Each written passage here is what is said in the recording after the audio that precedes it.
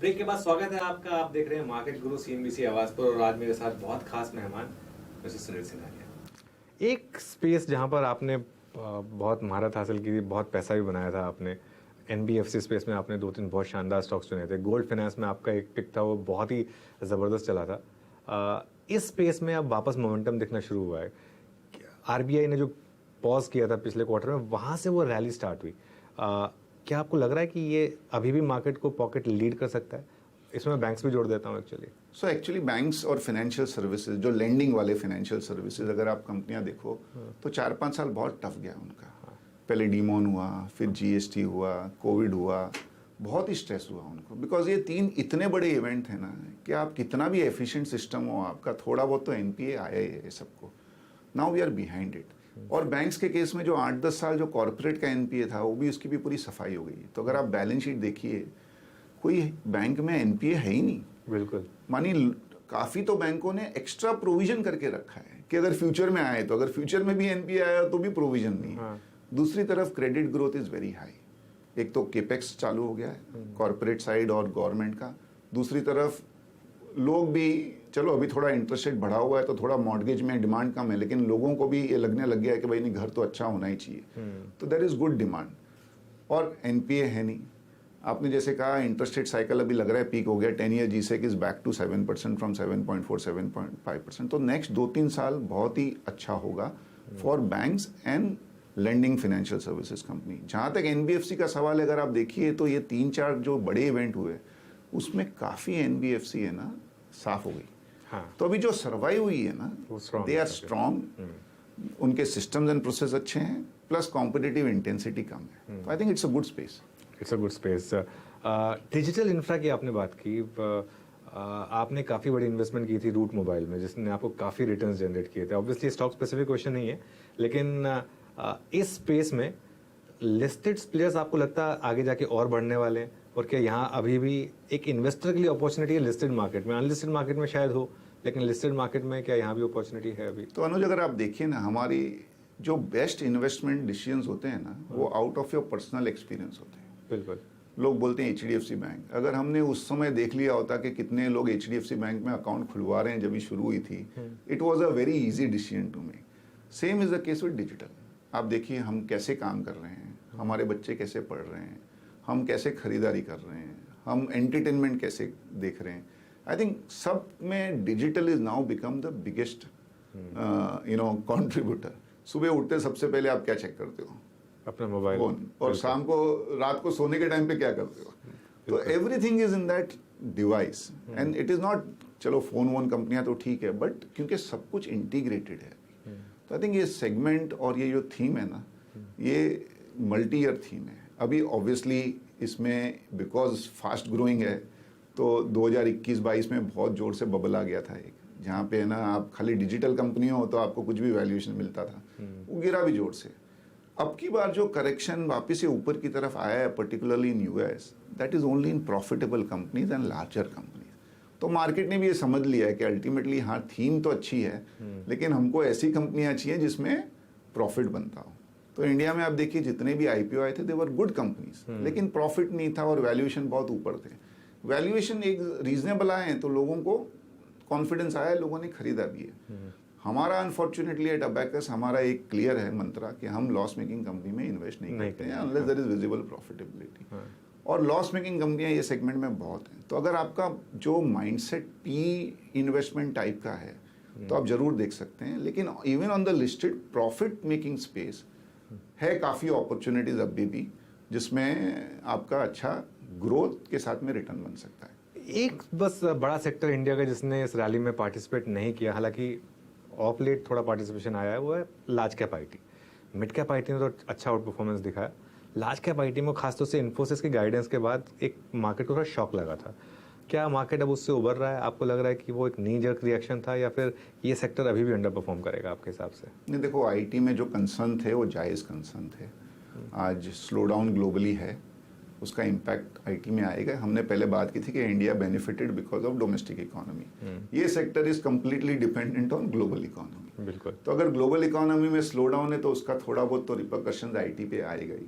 दूसरा, अभी ये जो चैट जीपीटी और ऑटोमेशन की बात कर रहे हैं, तो लोगों को ये भी फियर है कि जो पहले 100 लोग लगते थे एक प्रोजेक्ट में, वो 30-40 में ही हो जाएगा। तो उसको लेते हुए भी थोड़ा स्लो डाउन का एक बोलते हैं ना अनुमानी एक रिस्क ऐसा है, हाँ, रिस्क है। हाँ। और ऑन द अदर हैंड बड़ी आईटी कंपनी ने आके गाइडेंस सबने कट कर दिया अपना, बिल्कुल। तो उससे भी थोड़ा सा एक फियर हुआ। तो आप सही कह रहे हो कि बड़ी आईटी कंपनी में पर्टिकुलरली जो 2-3 नाम लिए आपने, उसमें अंडर परफॉर्मेंस आया है। लेकिन अगर आप देखिए, डिस्पाइट इतने concern, generally IT sector has been one of the best performer. बिल्कुल, हाँ।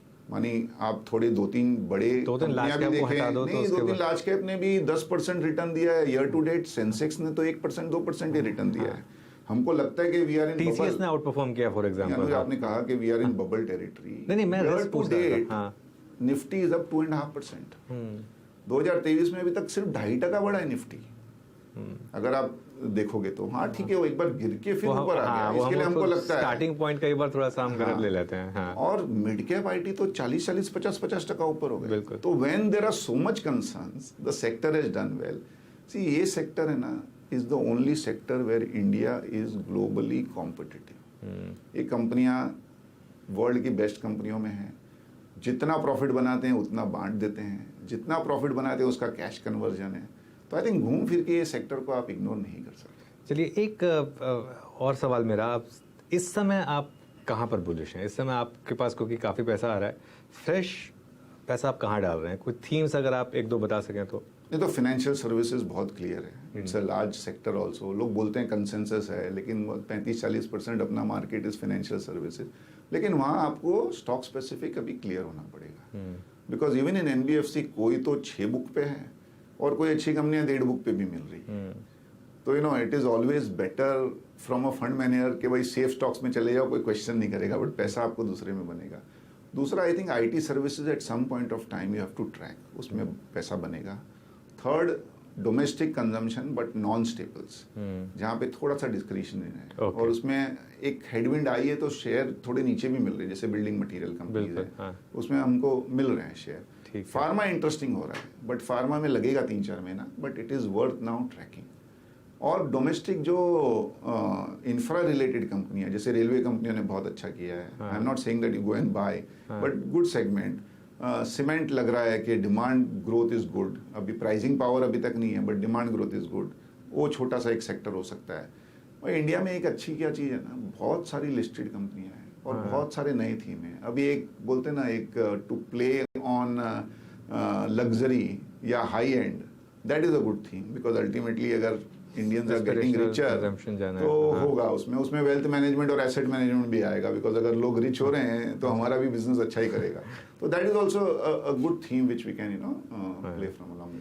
तो इंडिया में अभी बुलिश रहे, मतलब कोई सोचे भी नहीं है अभी हल्का सा भी देखो, नेगेटिव होने का। आपको हरदम है ना, you have to be cautious. I am not saying कि कल का कल है 10-20-25% बढ़ जाएगा, but India keeps on growing at 6.5-7%। तो उसको देते हुए 15% रिटर्न बनाना, 12 से 15% रिटर्न बनाना बहुत पॉसिबल है। और कभी एक अच्छा साल चला गया तो दैट रिटर्न गेट्स हाईलाइटेड। तो 12 से 15% क्या अगर बन जाना चाहिए, अगर आप एक आप देखें लेके ना, बैठे तो। हाँ, फर्स्ट 60 ईयर्स $1 ट्रिलियन, हाँ, first 75 years of independence $3 trillion. तो हमको 75 साल लगे $3 ट्रिलियन की वेल्थ बनाने में। ये 3 ट्रिलियन 6 ट्रिलियन होने वाला है अगले 7-8 साल में। हाँ। तो जितना समय हमें $3 ट्रिलियन वेल्थ बनाने को लगा, उतना ही वेल्थ हमारा 7-8 साल में बनने वाला है। एंड और आप, मैं और बाकी सब हमारे viewer, we are fortunate that we are here to see it. बिल्कुल। अच्छा सुनील सर, मार्केट्स की तो हम हमेशा बात करते रहते हैं, एक मुझे आपसे एक चीज़ पूछनी थी, ये एबेकस स्टार्ट करने का विचार कब आया आपको, और ये एबेकस नाम आपने क्यों चुना? तो देखो, मेरा अगर आप इन्वेस्टमेंट जर्नी देखो, 2003 से मैं रिलायंस म्यूचुअल फंड का फंड मैनेजर था। हमारा एक फिलॉसफी थी that India grows because of entrepreneurs and despite the government. India में जो एंटरप्रेन्योरशिप है, आदमी एक बार सोच लेता ना मुझे करना है, तो गवर्नमेंट का सपोर्ट मिले या ना मिले, वो करके दिखाता है। और वही स्टॉक्स में हमने काफ़ी पैसा बनाया, और वही स्टॉक्स की वजह से हम इतने बड़े फंड हाउस भी बन गए, और वही हमने कंटिन्यू किया अबैकस में। बट तभी 2017 में मैं सोच रहा था कि पूरी ज़िंदगी मैंने एंटरप्रेन्योरशिप को सपोर्ट किया है, और मैं खुद ही एंटरप्रेन्योर नहीं बन रहा हूँ। तो that was the starting point कि अभी आगे 10 15 20 साल ऐसा करना है कि जो मुझे करना है मैं करूँ, rather than concentrating on having the largest assets, can we have the best assets and best return? So that was the starting point. तो अबैकस तभी शुरू हुआ 2018 में। अबैकस जो है ABACUS was the first counting instrument। हाँ। हम जब जो बच्चे KG वो slate की स्टैंडर्ड तरह में से स्लेट था, में हाँ, आते थे, हाँ, हाँ। तो अगर आप हमारा टैगलाइन देखो तो उसमें लिखा है बिलीव इन द बेसिक्स। हाँ, तो हमारा व्यू है कि जो बेसिक्स है दैट हाँ, मेक्स मनी। हाँ। और इसको थोड़ा मैंने मॉडिफाई कर दिया। KKUS is the name of my family, Kanchan, Okay. खुशी, उज्जवल, सुनील। अरे वाह, बहुत शानदार, बहुत शानदार। अच्छा, तो ये आपने थोड़ा सा इनोवेशन डाल दिया इसमें। तो सुनील सर, अगले 10 से 15 साल में आप अपने आप को कहाँ देखते हैं फिर? सर मुझे पता नहीं, मैं ये देखता हूँ कि अगर इंडिया ग्रो होगी हाँ, तो आप, मैं, बाकी सब भी ग्रो होंगे। तो वी आर देयर, पैशनेटली काम करना है। मैं ओमाहा में गया था और बाकी तो सब काफ़ी, वॉरेन बुफे और चार्ली मुंगर ने बहुत कुछ बोली। एक चीज़ जो पहले लगता था ना, अरे यार वर्क लाइफ बैलेंस, रिटायर होना है, अब मेरा बहुत क्लियर है, I will retire in my grave.